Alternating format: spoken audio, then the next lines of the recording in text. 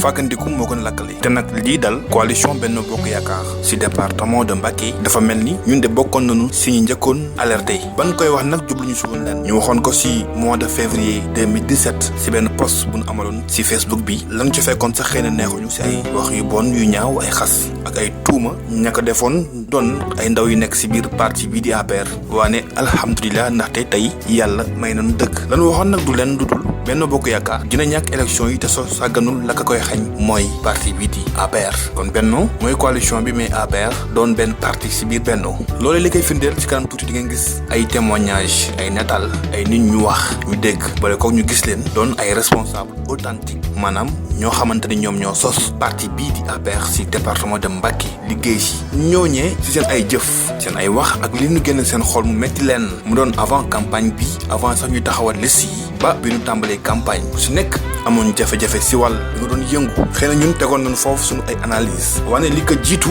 bu fekkoonte ni sañ nañu wax ne ñun spécialiste su APR lañu si département de Mbacké dinañ ko wax ndaxte nag mag du yàlla waaye yàgg na ak yàlla parti bi di APR yàlla dafa def ni bi ñu dugg si journalisme yàgguñu si en 2011 duñu jógaale ak moom maanaam xëy na seen njiit amoon na ay jafe-jafe si assemblée ba génn te sortem yu bari yi mu doon def Touba la ko doon def yàlla defoon jamono jooju bokkoon naa si ñenn ñi nga xamante ni dana ànd ak Macky Sall si ay sortem ay tournéem si biir département de Mbacké laata nag muy falu doonoon nag ay jaxasoo si cadre liggéey bi loolee ay atu la yu tax ñu mën a xam parti bi waane lu weesu loolu yàlla dafa def ni diggante 2012 ba 2016 bokk na si émission yu ñu gënoon di déglu si département bi ñun ñoo ko doon def doon jàkkaarloo si benn rajo département de Mbacké émission politique ku ko wax dalal waaye politique yi te fii si département de Mbacké bokkoon na si ñi fi ëppoon ña fa doon jaar mooy parti au pouvoir parce que xëy na ñoo amoon temps wu communiquer ndax xëy na ñoo yor di ñëpp soxla mu di pouvoir naka noonu képp kuy responsable politique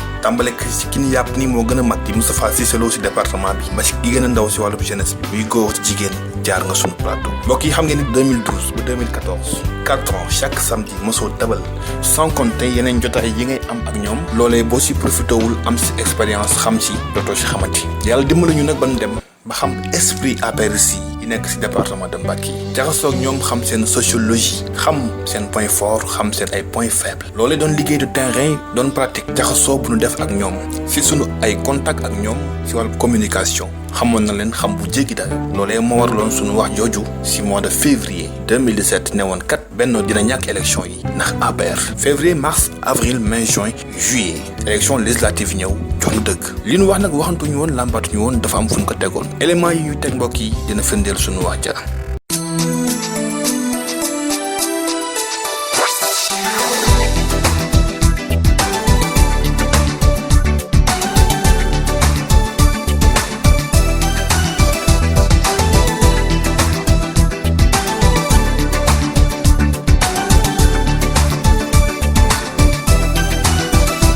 première constatation doon mois de février 2017 Amsatou Seck moom mi nu jàpp ni bokk na si ñenn ñiy taxawal parti bii di APR si Touba ndax yàggam dugal fi Macky Sall également liggéey fi liggéey bu am solo si présidentielle yi fi weesu woon en 2012 ak législative ya woon si même at bi kookee dafa amaloon sortie bu rëy boobee sax xalaatuñu woon ay législative wane nee na kat la mu gisoon daf ko doyul ba tax mu ni dafay taxawal candidature am pour mën a daagaan baatu askan wi ci élection yu ñu ñëw loolee nekkoon benn signe boo xamante ni jaxoon na tiit ndaxte bu ñu demee ba un militant bu nekkoon ci rang yi dem ba amatul repère ci partem dem ba wóoratul ña fa nekkoon nekkat dafa bëgg na ñoom ndax la mu gis mooy parti bu amul structuration amul wéeruwaay kon tiit dafa jotoon ci parti bi di APR Amsatou Seck nii la ko fesaloon. dem nañ ci campagne nañ gagné nañ législative yi mais législative yi ñëw nii di bokk ak yi passé. ngay xaar ci liste bi dañuy. waaw liste bi di ñëw nii li ma cee xaar mooy comme li ma la waxoon rek. waaw newoon naa ne damaa taxaw sama benn mouvement bi maa ngi doxal maa ngi jàppale nit ñi maa ngi yëpp sama moyen da ciy jàppale askan wi bu baax ba ñoom ñu yëg ne ni gis nañ seen bopp ci man ni may doxalee ñoom ak ni ma leen di jàppalee ñu ne ma nag ñoom dañu loo soxla pour yow nga ñëw fexe liste bi nga jiite ko. non man waaw liste bi maa ngi xaar ku ñu investir liste li ma bëgg mooy jiite liste maa bëgg a jiite liste bi liste bi départ dama ko bëgg a jiite waaw pour battre campagne.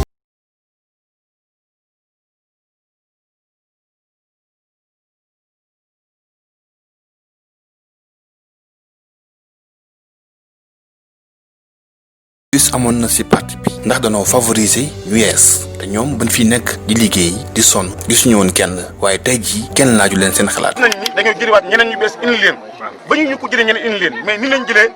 maanaam dafa ënt ak xel mu dal ndax jëli nit jox ko xaalis ni ko dama bëgg a jàppale ma la nga leen joxoon ñu toog lekk koom jeex du tax ñu jàppale président Macky Sall na fàttali ko waat ay nitam na jàppale ay nitam te xam ne ñi ko jàppale woon démb ñi ngi fi tey ko mën a gën a liggéeyal tey ko mën a gën a ànd ak moom di liggéey waaye nii ñu doxee nii mënuñu ci continuer ak moom di ko jàppale ki noonu.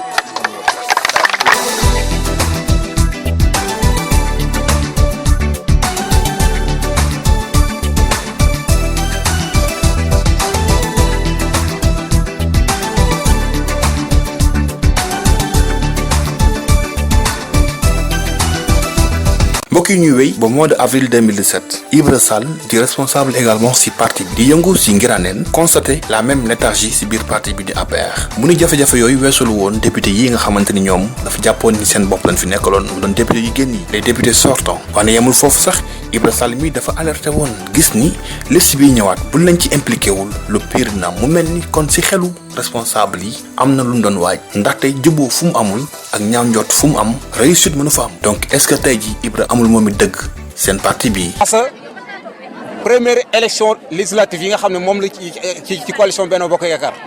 ñi nga xam ne au départ ñoom donc ñoo fi nekkoon booba il était très normal que bu ñuy tànn ay député ñu tànn leen mais député yooyu nga xam ne ñoo fi nekkoon am na ci ñoo xam ne wax dëgg yàlla on les appelle les députés du peuple ñu ngi liggéey mais am na ci ñoo xam ne wax dëgg yàlla bañ leen falee ba léegi si boobu lañ leen mujj gi si terrain bi demuñu ci nit ñi xam nit ñi luy seen soxla ñu dem assemblée nationale wax ko ndax pendant 5 ans nan la mën a fale nga ne député du peuple nga dem assemblée nationale kenn mësu fa dégg saa donc nga wax loolu c'est une erreur. dégg nga dafa dem bu mu yàgg ñu bekk amatuñ benn popularité amatuñ benn légitimité responsable yi nga xam ne ñoo nekkoon ci parti amuñu benn considération nekk ay responsable de base ñoom bi ñu demee aussi ils se sont sentir nañ ne dañ leen fàtte ñoom ñu téye seen bopp.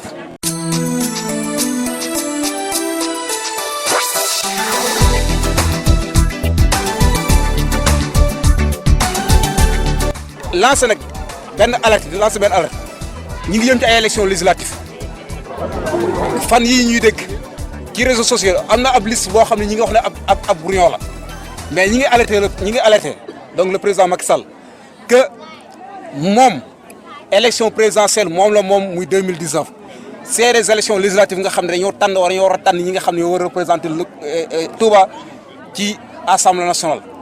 liste boobu nga xam ne déggandeem nañ ko. bis bu liste ba jàllee lu ci am ëllëg na ko leer ne kon waxoon nañ ko. war sanction mën naa dem ba. war sanction mën na am. war sanction mën na am dégg nga nañ bàyyi askan wi waa Touba responsable yi fi nekk nañ ko régler à l'interne mais buñ dugg ci ab ruq buñ dugg ci ab nekk buñ dem ba Dakar ci dans les hôtels ñu def seen si tànn ñu leen neex loolu amul en politique la am mooy la représentativité.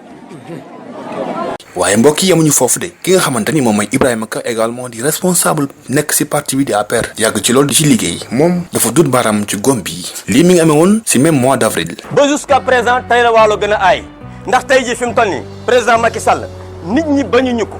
tey bul peinture woon jumaa ji orit suba bu amee élection ci nii ma gis day daanu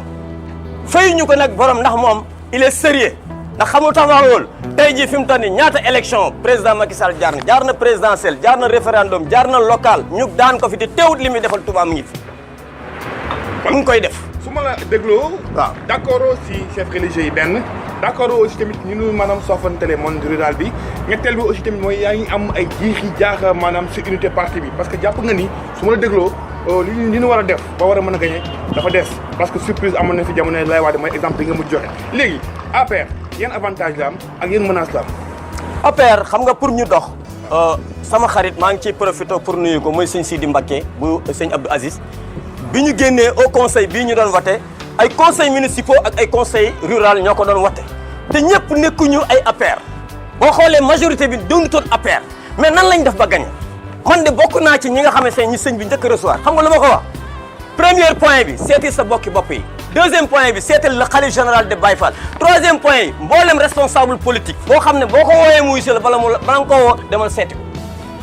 mais fii da ngay gis ku jiitu da ngay daal di bëgg yaay buur yaay bumbi tubéy paate yem ci boole képp te loolu dafa doxalu dara population bi kenn moomu leen du Ibrahima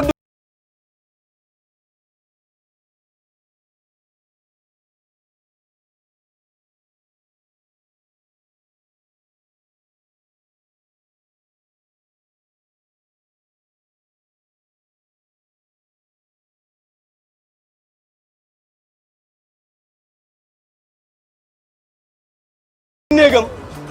ñuy jël ay récupération jël ñoo xamante ne tey ci côté politique ba jëluñu leen ci côté politique côté religion lañ leen jëlee loola laa ne man je révise te tey buñ ko defee dañuy daanu ba xalangu nit ñi kenn moomu leen ku dem arrondissement xool nit ñi ni ñuy ràññee pour am carte d'identité daas fanaanal la te nit ñi kenn moomatu leen bu ñuy yónni nañu yónni ñoo xamante ne tey ay ndaw yu mat ndaw le ñuy wéy di jox kàddu kàngamu parti bi ku si mel ni Matar Diop nangu woon na ni parti bi am na ay jafe-jafe yi moom mii di haut conseil des collectivités territoriales nekk un jeune responsable politique si Touba moom kat ñi mu doon waxal mooy ñi am nombal tànk naagu fàtte parti bi jël nombal tànk boobu di koy xeexee si ay mbirum tendance kon gisoon na ni aussi jafe-jafe yooyu mën na plomber activité parti bi dans l'avenir. kenn ku ne li nga yore moo la ko jox tey jii bu ko nangoon tey boo tëddee doo nelaw kenn ku ne looy mën a ngandul Macky Sall bu la teggewul loxo doo nelaw kon boog mais nañ conscient ci loolu ñu xam ne moom li mu bëgg mooy ñëpp nekk benn tendance pour lan la ñuy tendance kenn ku ne am na lu ñu la jox am na loo am mais xanaa booy tendance que direction bi nga jox wala leen leen jox nga mën ci andi ay preuve wala nga mën cee def ay résultats loolu mooy tendance mais tendance boo xam ne de gauche à droite non kii maa ko ëpp mbooloo ku ëpp mbooloo woon ko Macky Sall ba mu mën a faluwaat tout ça mais je lance un appel à monsieur le président de la République que mu recevoir département bi ñu toog waxtaan kenn ku ne mu teg la sa place loolu maa ngi koy teg ci loxo Moustapha Cissé Lo mu recevoir département bi ñu toog ñu wax kenn ku ne ñu teg la sa place ñu kon ne dem liggéey y a des responsables yoo xam yaa ngi leen dégg ñoo c'est des responsables est-ce que inscription gis nga leen kenn gisu leen kon boog responsable bi ci làmmiñ man les d'accréditation man la ko parti bi jox au niveau du département j'ai sillonné l'ensemble de kii fenn fu ne ñu teg ko fa def li ñuy def bàyyi ko nit ñi ak ñoom moor ñoom bas ñu kon ne liggéey bi parce que am na loo xam ne tamit institution bees la ñu yore y avait trop de réunions y avait tamit les bureaux à monter mënoo woon tamit ak kii mais nag je lance un appel à tous les jeunes à tous les responsables nañ xam li ñu yore Macky Sall moo leen ko jox. ba tey mbokk yi ak seguñ ci campagne bi mois de mai 2017 mouvement pour l'émergence ànd dooleel Macky Sall ci Touba te njiit li di Mame Gor Agne moom it defoon ay alerte di sàkku ci militants yi ak responsable yi ñu mën boolu ndax gisoon na ni lépp loo xamante ni doxul woon ñàkk booloo bi ak xaxarante bi ci biir parti bi ak indiscipline bi moo ko téye woon.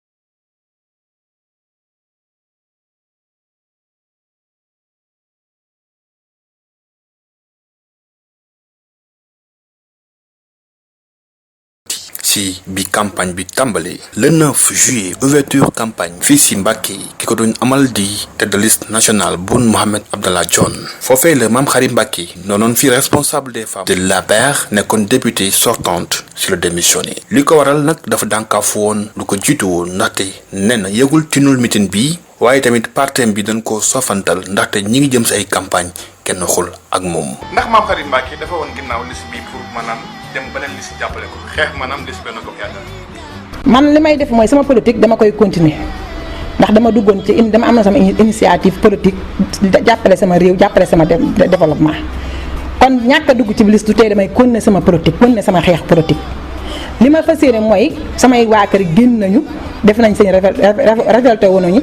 wax nañ leen naqari ci liste bi war nañoo toog waxtaanuñu ni ñu ko defee ñaaw na ndax ñun dañoo am suñu baas te ñun Babacar soo gisee ñuy sonn ci wax ji buñ yoru woon dara wala yoruñu baas wala amuñu ko ñu topp duñ ci sonn ndax ki yoru dara wala boo fekkee sax xëy na am na ñoo xam sax yoruñu dara waaye te dañoo yore seenu làmmiñ ñun nag bindoowuñu noonu dañoo bindoowul noonu comme dañoo yor suñu base nag liggéey ko depuis nag di ko def femme di def nekk femme développement di liggéey suñu base depuis lors ba tey jii ñëw ñu génn ci liste tax ñu bàyyi suñu politique dañuy continuer suñu combat politique di ko politique ba yàlla def nag ñu war a retraité ci suñu politique. lu ñu fas yéene mooy campagne bi dugg ñu ci liste waaye politiciens yaa ngi fi comme nag ñoom ñi nga xam ne ñoom laa àndaloon di liggéey yaakaar naa ñoom fi ne wàccu nañu ma soxlaatuñu ma ndax li ñu doxale ku koo soxlawu rek nga koy def ndax woowuñu waxuñoo ak man amu kenn koo xam ne nii wax naa ak man ci ne président lii wala président woo na ma ne ma nangam comme demee noonu te man moom laa àndoon liggéey te man sax awma kenn ku may waxal ndax moom mi nga xam ne moom laa àndaloon liggéey ba may liggéey sama liggéey moom laa demoon toog wax ak moom kooko ma war a wax ak man mais ku dul loolu bu ma wóowut kon soxlaatuma comme nag soxlaatuma te man dama bëgg a continuer sama liggéey sama politique développement di ko def damay continuer sama liggéey seet ñi nga xam ne nag soxla nañ ma ànd ak ñoom liggéey bi ba 2000 législative yi jàll ma jàppale ñi ma jàppale seen liste présidentielle yi ñu ma waajal sama bopp ci présidentielle incha allah. ñuy wéyal campagne bi ñu nemmeeku ni coow li gën a lëmb si biir parti bii di APR soxna Samba ngi nii ñu gën koo xam si bëgg fàllu moom it bokk na si njëkk indi Macky Sall ci këram si Madiana kenn du ko natable si parti bi di APR am lu ko metti am naqar ndax toroxal bu ñu ko defoon te ki ko defoon doonoon benn responsable politique si Touba ba tax mu décidé woon gelé ay activité am defoon appel jëmale woon ko si ñëpp ñu yaakaar ci moom. may nit nee naa leen ku ñëwoon sama kër moom bindu si demal jëli sa carte électeur nga tee ko képp koo xam ne maa la mobilisé woon tamit yóbbu ca commission ba jëli sa carte tee te déglu ma wate des nay fan nañ ma déglu. appel yi doon takarnaase ñii ay militants yu soxna Astou Boury Mbacké lañu nee na xamuñu kenn ku dul soxna si demoon nañu sax bay boycotté ñoom waaye nii la ñu ji def. yow noonu noo ngi yor sunu ngànnaay boo foo na sotti loo ñu sotti fa yow da ngaa war a posé candidat Mbacké ñu sotti la sunuy carte ñun xamuñu kenn de yow rek lan xam mer nañu bu baax nag danoo mer ndax yow dañ laa dugalu ci liste bi ñun ñëpp ñu bëgg a téye sunuy carte tàccu leen loolu tàccu leen loolu tàccu leen loolu soxna Astou Boury. yow amuñu ku dul yow yow la ñu bëgg yow la ñu fonk yow la ñu àndal ndax yaa ñu jàppale ba dara doonul dara yow la ñu gis kon nag tey jii buñ demee ba kenn ku ci nekk ñëw di ñu laaj ak lu ngeen di def ak fu ngeen di féete ñun féete wuñu fenn fu dul ci yow ñun soxna Astou Boury Mbacké la ñu bëgg gëm leen seen bopp gëm leen seen bopp ngeen jël seeni carte d'identité tee ko fu mu leen woo ngeen wuyu ko. coow lu di wéy si biir APR en mi campagne si biir campagne bi nag la lii amee Daba Macky bañ na ko ba tuddee boppam Daba yokk ci Macky kon kii kenn du natable nii moom authentique la yàgg na ci parti bi jooyu xolom lii la ñàkk moyen ak soofantal bu ñu demee bay taxawal ay zone xamul fan la ciy bokk. ndax bu ñu demee ba ñu ne Daba Macky du dugg ci comité électoral bi ñu bëgg ma cee rocc def comme weñ woo xam ne dafa tàbbi ci soow ñu génn seppi sànni loolu mënut a nekk. mais xaw ma parce que man Madiana lañ ma wax fa nga bokk dugg naa Madiana dugaluñ ma Daaru Xudóos dugaluñ fi ñu dugal ma Madiana ma dugg Daaru Xudóos ma dem Madiana ñu ne ma bokkoo Madiana ba ñu monté suñu lépp bañ na ma waaw ba am fuñ ma dugal ma dem ci sama base di waxtaan ak samay militant ma ñu woo ma téléphone na ma rocc nañ.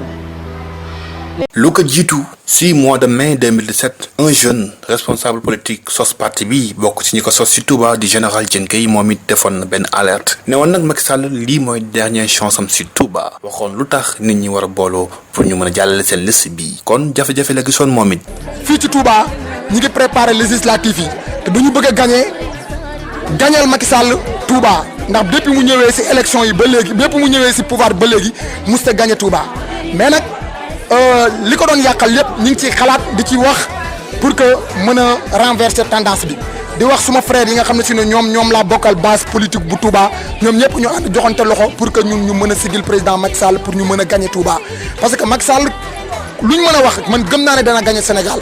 ndax projet yi nga xam ne si ne teg na ko ci Sénégal PSE bi ak PUDC bi ci nekk ak lépp askanu Sénégal xam nañ ne président Macky Sall mi ngi liggéey. mais nag ñun ñoo war nag participer ci liggéey boobu wan na ko ñun tamit waa Touba li nga ñuy defal autoroute Ila Touba bi gis nañ ko ndox mi nga yokk ci Touba gis nañ ko assainissement bi gis nañ ko bourse sécurité familiale bi gis nañ ko et puis tamit gis nañ ni nga xam ne si ne ñoom ngay jàppale noonu nga jàppale département bi ba stade bu bees bi nga fi teg war koo defar gis nañ ko mairie bu bees bi nekk biir Mbacke gis nañ ko te ku ne Mbacke ne Touba ndax Touba ak Mbacke benn dëkk la kenn mënu ko xar ñaar kon ñoo ngi tàllal loxo suñu mbokk leader yëpp que ñu ànd nekk benn pour que gëm mën a gagner élection yi gagner ko massivement jox président ndam ndax bu ñu gagner fépp te gagner wuñ Touba day mel ni ñun responsable yi nekk Touba dayo bi nga xam ne moom la ñu président di xaare amuñu ko. mbokk yi éléments yi di firndeel suñu wax ja ni unité tendance xaajaloo yenente lu bon désorganisation ak xaxarante fu mu am ndam mënu fa am loolee ngeen ne meeku ci biir élément bi ñu leen tegal kon mën nañu wax ni li xañ Benno Bokk Yaakaar ci département de Mbacké nekk na lu raisonnable ndaxte ku teewlu yii ak yeneen yu ngeen gisagul te am na si parti bii di nga xam ni ñi pare ñu woon pour am ndam donte taxawaloo nanu juróom-ñaari zone waaye zone yooyu dafa mel ne dafa nekkaat source à problème naka zone yooyu indee yeneen jafe-jafe mooy bu fekkente ni parti bi li nga ko nemmeeko woon si biir Touba mooy ay responsable yu Cissé Lo responsable yu Sandaga responsable yu Alla Sylla responsable yu Mor Gueye responsable yu Daba Macky responsable yu Mame Khary Mbacké responsable yu kaneen ak kaneen ak kaneen ku si nekk nag gëm sa leader di ànd ak moom ngir jàppale Macky Sall ñu dem ba 2017 à 21 jours des élections ñu ni kat noonu taxawal ay zone 1 ba 7 maanaam teg ko si ay gox yi nga xamante ni ñoom ñëw taqaloo